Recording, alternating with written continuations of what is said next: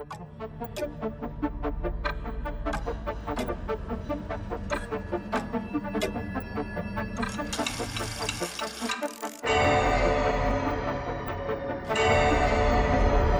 everybody? My name is Brad. Welcome back to the channel. Are you serious again? Come on. Why do I keep waking up in this weird upside down parallel place? I don't know what's going on. I don't know where I'm at. I don't know why I'm here, but I know every time I wake up here, there's these creatures trying to eat me every single time. It's not safe here. It's dangerous. I got to get out of here. So I can't do the video here. Hold on for me just a second. I'm going to try to flip back to reality, I guess you'd say. It's going to be strange. So hold on for me just a second. We'll see if we can get back to the other side so we can continue on with the video, because I don't like this place. So hold on just a second, okay?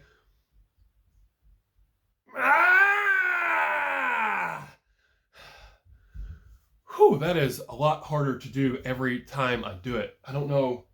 Okay, it looks like, I think we're back to reality. I think everything's back to normal. Hold on, normally my nose starts to bleed when I do that, but I think we're okay today. So I think everything's good now. I think we can continue on. So as I was trying to say before I woke up in that weird place, that my name is Brad and welcome back to the channel. Today we're here for a book tag video. I don't do tags very often. Haven't done one.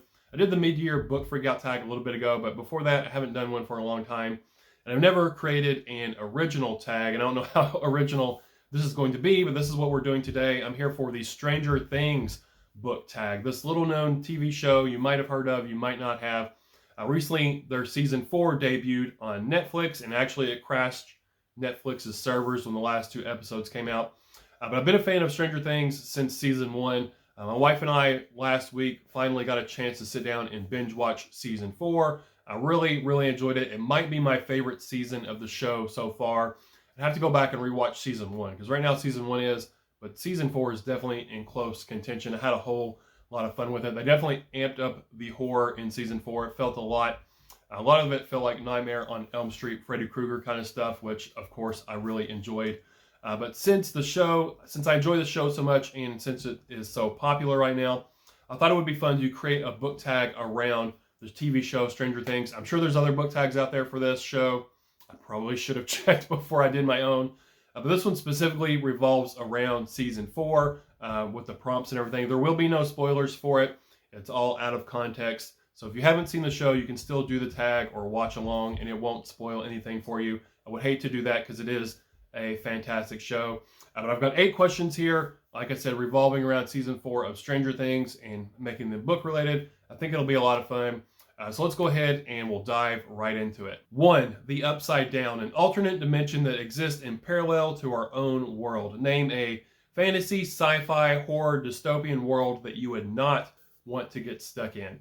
For me, there was a lot of options I could have chosen for this one, since I mainly read horror and I read about a lot of horrible places.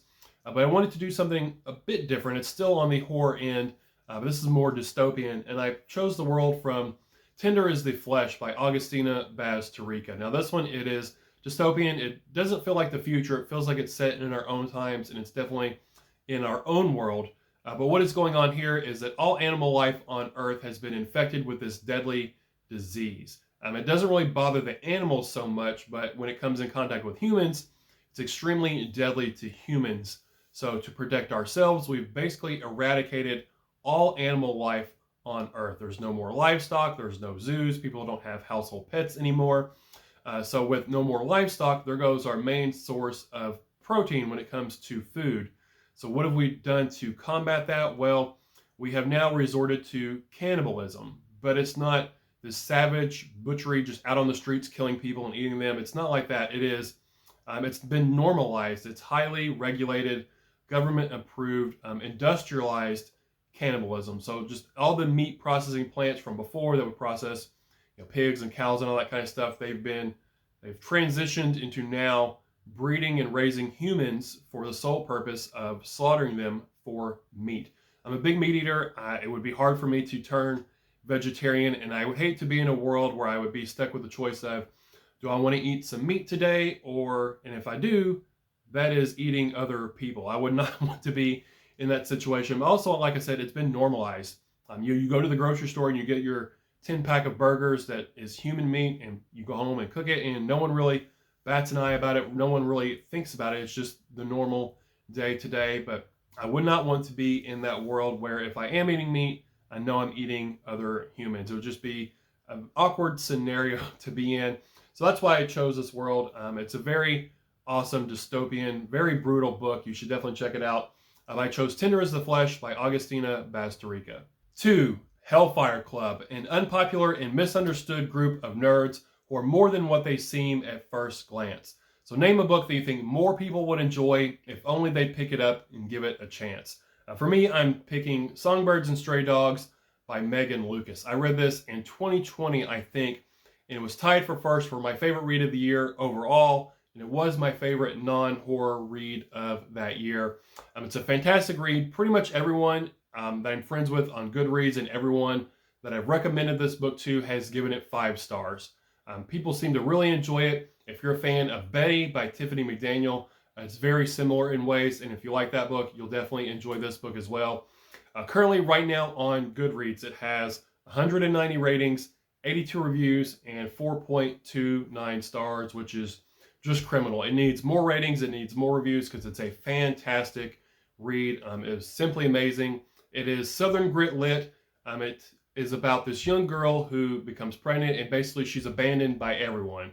Her boyfriend leaves her, her aunt kicks her out, she doesn't have any other family, and it's really about sort of striking out on your own and creating your own family. It's a fantastic read. It is heartbreakingly bittersweet. I'll just leave it at that. But yeah, it blew me away. I didn't know what to expect going into it. It was Megan's debut novel, so obviously I never read anything by her, and I became an instant fan. So yeah, a book that I think more people would enjoy if they were only to pick it up and check it out is Songbirds and Stray Dogs by Megan Lucas. 3. Dungeons and Dragons. The Hellfire Club is ready to take on Vecna and his minions in the final climactic battle of Dungeon Master Eddie Munson's campaign. So name a book or series that you would like to see adapted into a game, whether it's a board game, a tabletop RPG, a video game, etc. For me, again, there was lots I could have picked from, but I chose the Nightmareland Chronicles by Daniel Barnett. Currently, it's in 6 volumes. And for me, I think I would like this to be a video game. It would be sort of like Silent Hill and Resident Evil sort of mixed together. There are 6 books in the series. There's Nightfall, there's Lullaby, Sleepwalking, The Flashlighters, City of Blood, and book 6, Lily. So what this series is, it is a post-apocalyptic horror series. But it's not zombies, although there could be zombies if you really wanted to throw them in there. It's not like nuclear war where the world has been devastated by warfare or anything like that. What's happened in this one is the sun was rising one day and then it just blinked out of existence. It was gone and the world was plunged into utter darkness. But along with that, any type of electrical device with a speaker, so your phones, your computers, your TVs, your speakers, radios, anything like that, started playing this lullaby. And if you listen to this lullaby, it would put you into this trance-like sleep where it seems like you're not able to wake up. And then the people that are asleep are emitting these nightmares into the real living world. So literally it's a nightmare land, hence the title of the series. So there's endless possibilities that could happen with this in like a video game. Video game would be awesome. Also a tabletop RPG where you roll stats for a character, create your character sheet, and are out exploring this, sandbox world where all these, basically any kind of monster you can think of with your imagination would inhabit this world. That would be a lot of fun. So that's what I chose for this one. Any book or series to turn into a game. I would like video game, but tabletop RPG would be a lot of fun as well. The Nightmareland series by Daniel Barnett. 4. Worlds Apart. 11, Mike, Dustin, Hopper, and the rest of the gang, they're spread out across the globe, and it's never a good idea to split the party, especially going into a boss fight. Name a favorite bookish group of unlikely heroes. For me, I chose the crew of Bridge 4 from Brandon Sanderson's The Stormlight Archives. This is book 1 in the series, The Way of Kings. The crew of Bridge 4, they are thieves, they're criminals, they're old men, they're slaves, they're prisoners. It's this group of people who have been put together who are expected to die. They're used as cannon fodder to carry these bridges out first in battle to draw the fire of the enemy so that the real soldiers can get into better position and hopefully win that particular battle. So they're not expected to live very long at all. They're the lowest of the low, basically on the social totem pole. They're only given enough, food and clothing or whatever to just survive long enough to run those bridges out there and get killed. So it's a lot of fun to watch them sort of become the heroes, to save the day and save the people who everyone thought were heroes, and in turn sort of become heroes themselves. I don't want to say too much more about it. I don't want to give anything else away. But that was a lot of fun to watch that arc or read that arc throughout the story. So the Crew of Bridge 4, that is my group of unlikely heroes. 5. Pineapple pie. Argyle recommends slapping some juicy pineapple on your pie. Oh, fruit on your pizza is gnarly, you say? Argyle says try before you deny. So name a book that you weren't sure you would like, but are glad you decided to read it anyway. For me, for this one, I chose Horns by Joe Hill. And at the time I read it, I don't think I'd read anything by Joe Hill at that point. I had not seen the movie version of Horns. I had seen the movie trailer, and I thought it looked horrible. It looked awful. I had absolutely no interest in watching that movie whatsoever because the trailer just looked completely stupid in my opinion. So I don't know what got me to actually pick up the book and read it, but I'm really glad that I did because I had a lot of fun with that book. It's very darkly humorous, which I enjoyed. I liked the whole storyline, everything about it I enjoyed. And I assume I knew that Joe Hill was Stephen King's son, but some elements of it did feel very Stephen King-ish. Not that he was trying to copy his father's style, but their father and son, they're going to be similar in some ways. And I think their storytelling ability is similar in that vein. So it did feel reminiscent at points of Stephen King, which obviously I'm a big fan of. And I went on to read more Joe Hill from there. So yeah, Horns is a book that I wasn't sure I was going to like solely based on the movie trailer, which I thought looked horrible. But I read the book and I thoroughly enjoyed it. I'm definitely glad that I picked it up. 6. Vecna. Using his telepathic abilities, Vecna is able to delve into one's mind, exposing their hidden guilt. Name a favorite fictional book villain that has cool, otherworldly / supernatural abilities. For me, I'm going back to Joe Hill, and I'm picking Charlie Manx from his book Nosferatu. And in a way, Charlie Manx and Vecna, they are sort of similar together. They both have these sort of telepathic abilities. But Charlie Manx, he was just a cool character. I really enjoyed him. He has this sort of fictional world that he's created called Christmas Land that he brings his victims to. His car was really cool, the Wraith, that had its own sort of supernatural powers and abilities. He was just a really cool, striking villain that I thoroughly enjoyed. And I think Nosferatu is probably my favorite Joe Hill book. I like that one a whole lot. And Charlie Manx is a big reason why I like that one so much. He is a fantastic villain. But since I picked Joe Hill for the last answer as well, I'm going to throw in another one. Another really cool fictional villain whose powers I enjoyed was The Witches from Sour by Tony Evans, The Witch of Gunrack Holler. This has some of the best representations of how powerful witches can be in a book that I've read. They're really powerful, really scary in this book, and I really liked their portrayal and usage of their powers in here. They're not just casting spells or cackling over a bubbling cauldron. They have some scary abilities in here, which were a lot of fun to read.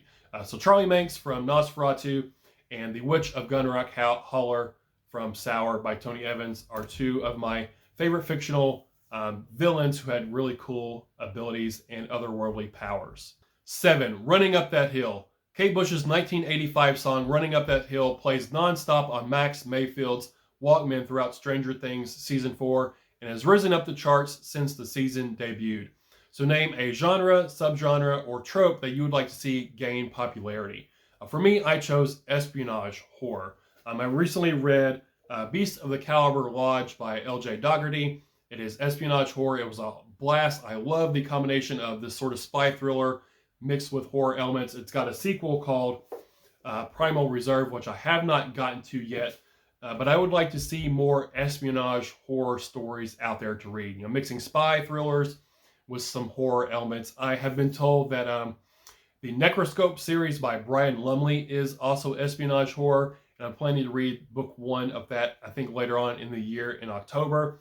But I definitely want more espionage horror in my life. So if you have any recommendations for that genre, let me know what those are down in the comments below. But that is something I'd like to see gain popularity. This James Bond type of character, whether it's male, female, whatever it is, mixed with some horror elements, would be a whole lot of fun to read about.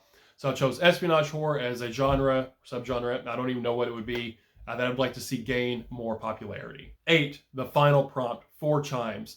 Not everyone is fortunate enough to survive encounters with the denizens of the Upside Down.